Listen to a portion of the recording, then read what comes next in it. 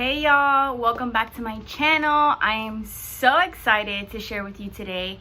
I decided to start a new series. It is going to be called Women in White Coats by MD Tribe, and I'm so excited to share with you all the amazing women I've had the opportunity to connect with in medicine, and such amazing mentors, such amazing women, such empowered women, and I'm so excited to interview them. I have always had a passion for listening to other people's stories and their journeys to see how they've gotten to the positions they've been in and to the rooms that they've been welcomed into, and I find so much value in listening to those stories and asking questions and seeing how they navigated the obstacles placed in their path. And so I'm so excited to take you guys on this venture. So without further ado, here's Women in White Coats by MD Tribe.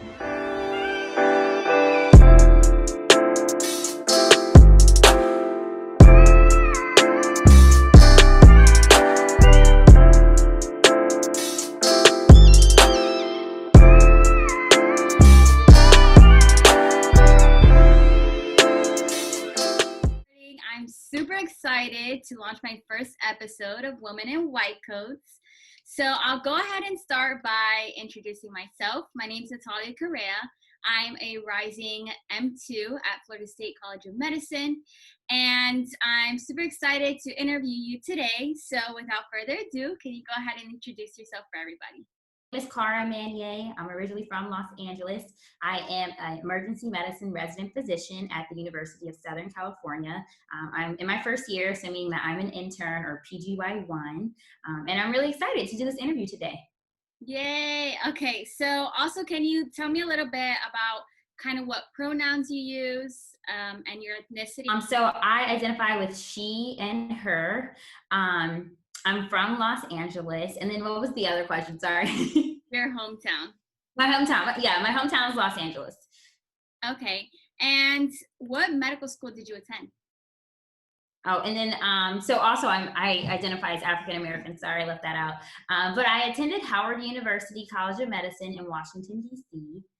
I love that place. I can speak so much about it, but we can talk more about that as we go on. Okay. So before I go ahead and dive into everything about medicine, I am a big believer that physicians and medical students have lives outside of medicine.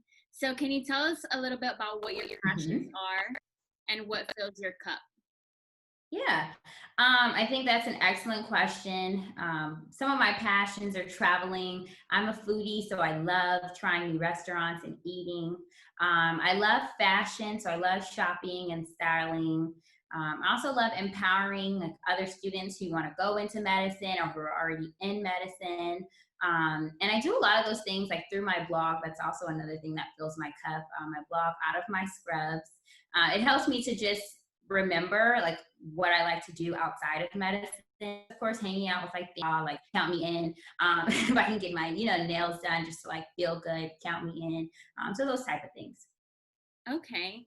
And I know you mentioned a little bit about your blog and you recently launched it. How has that been going?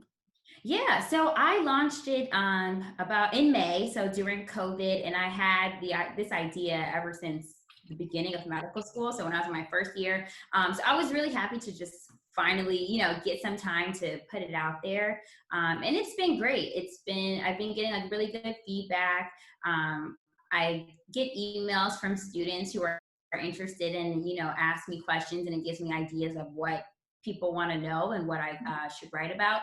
But I'm just really happy that I created and have given people a resource to kind of know the answers to questions that I had, or just like mentorship or guidance for things that I wish that I knew when I was in their shoes. So yeah, it's been going well.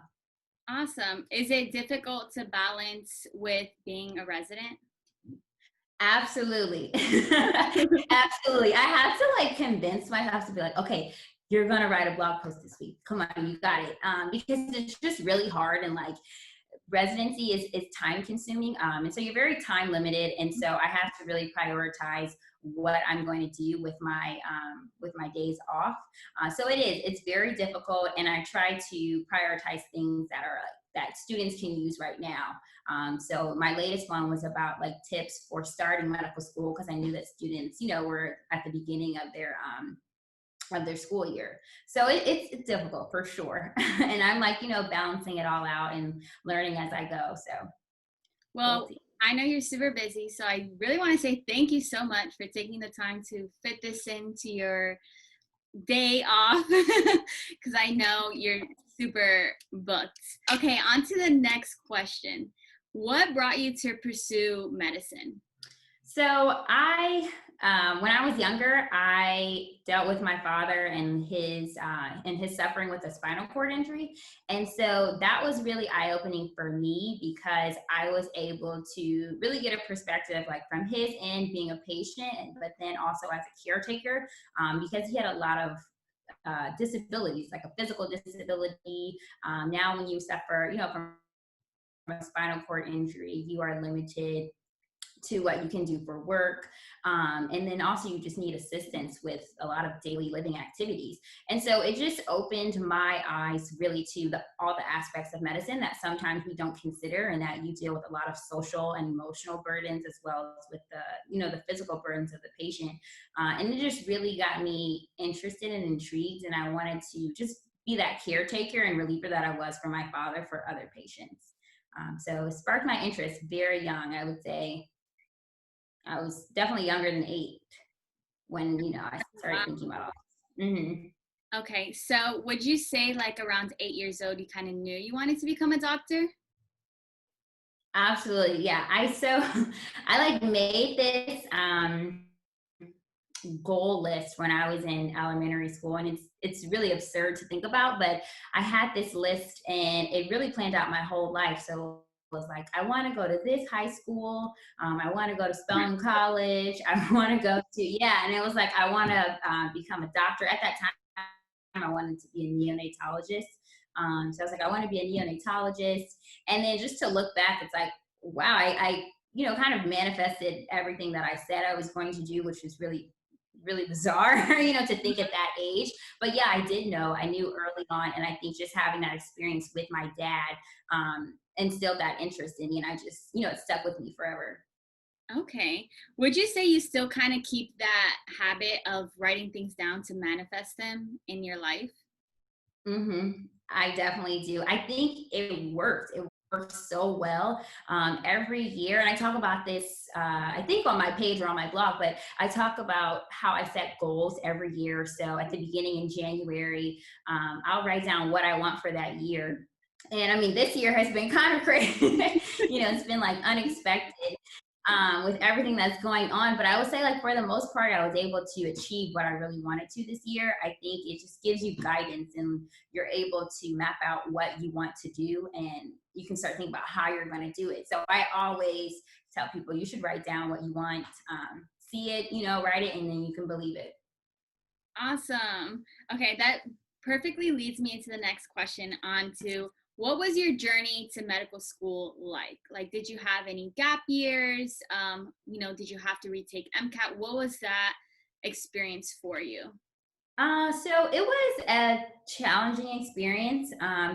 Just to give context, I graduated from Spelman College in 2012.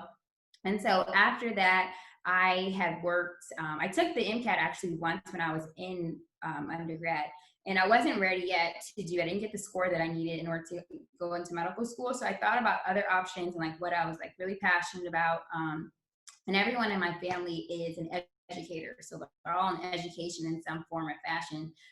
So I thought about Teach for America, and so I worked with Teach for America for 2 years, and that was an amazing experience. It definitely gave me a different perspective of like inequalities within education.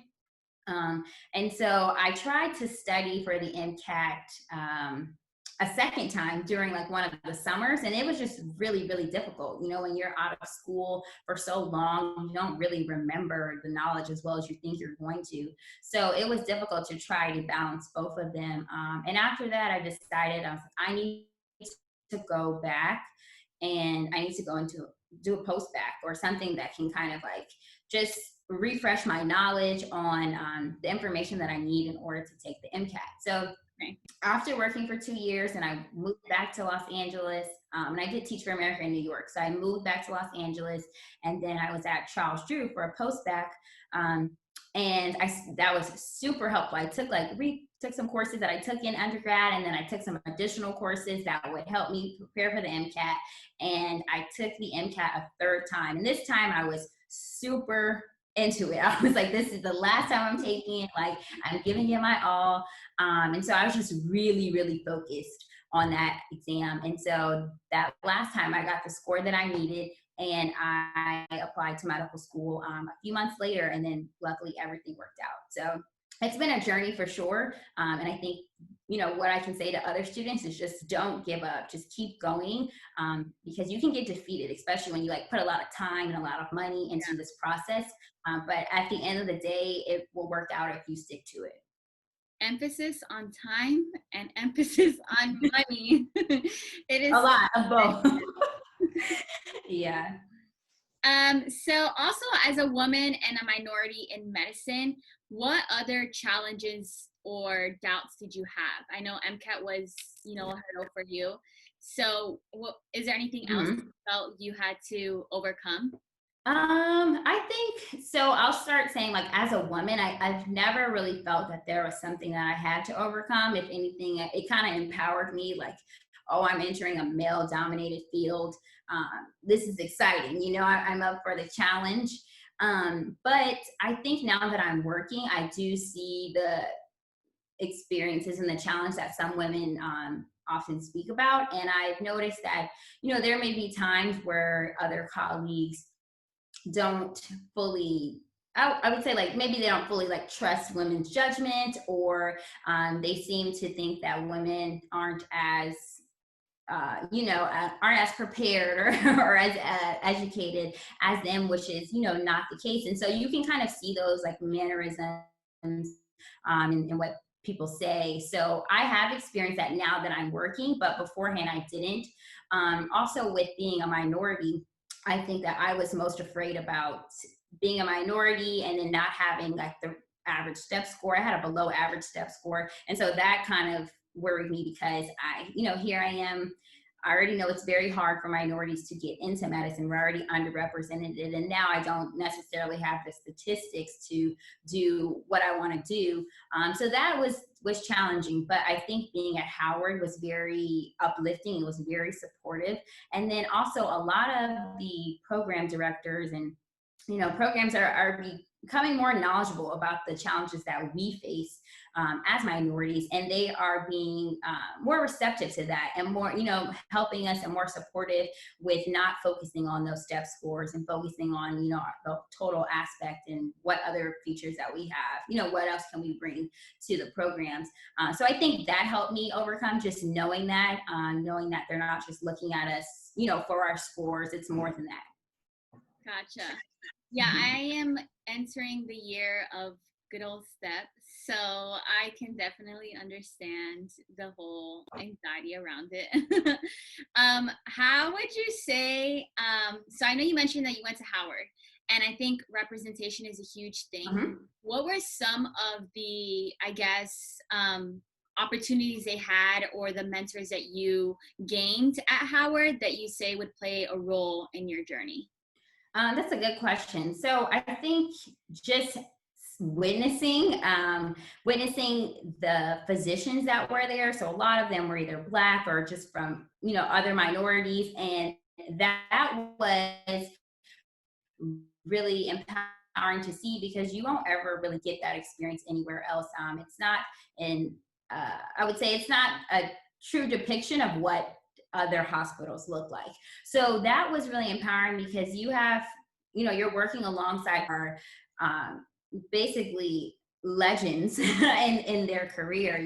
We have our dean, Dr. Ford. She's like the first African-American female colorectal surgeon. Like, she's the first of many things.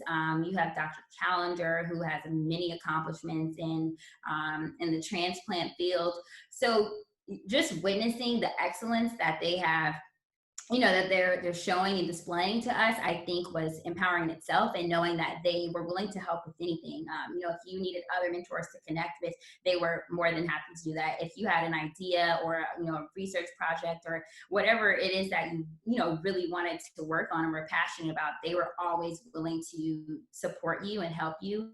I also had a professor who I went to one-on-one because I was having a hard time after my first year of medical school. And then when second year started, I was like, no, I have to like get this down now. Like I really need someone to help me. And she sat me down, and she, every week we would like go through questions together.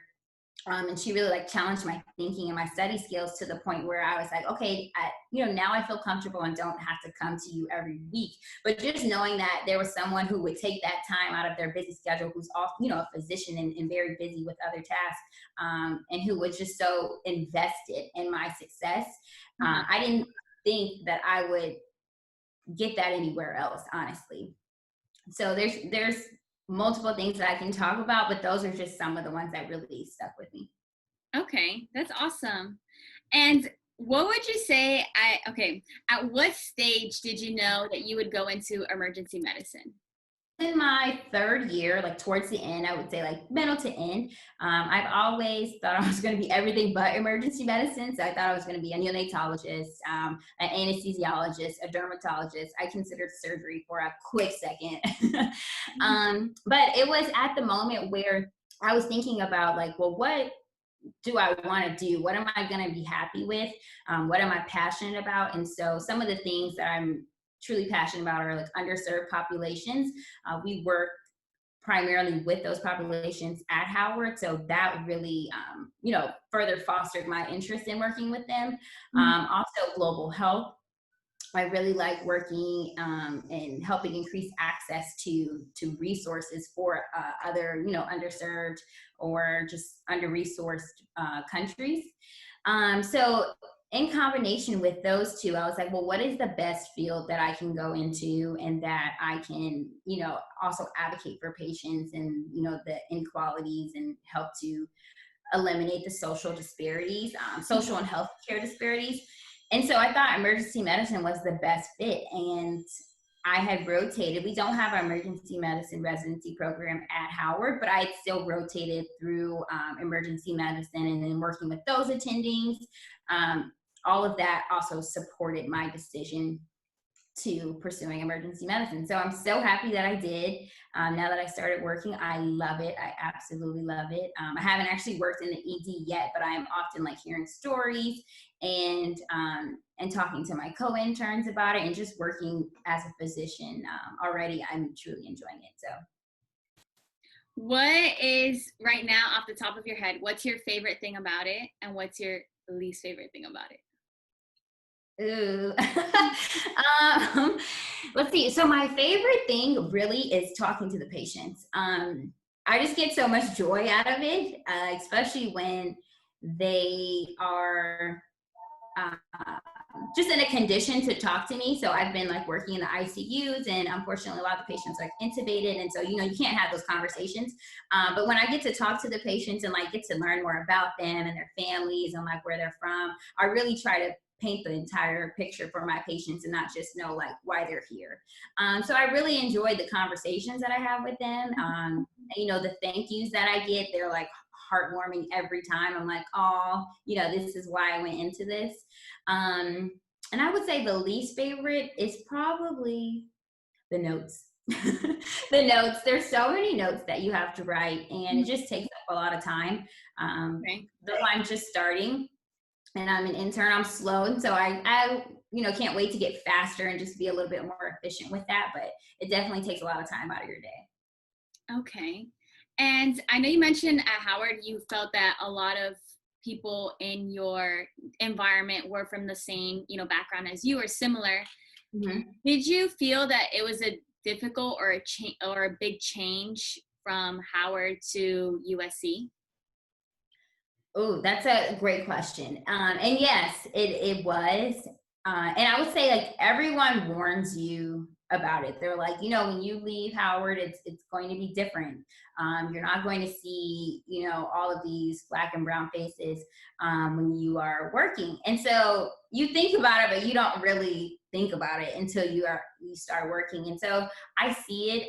It's different. I still feel supported, and I still feel that connection to people at Howard, which is great. So it just talking to them, like through our group chats or, through emails, catching up with professors, that reminds me of the connection.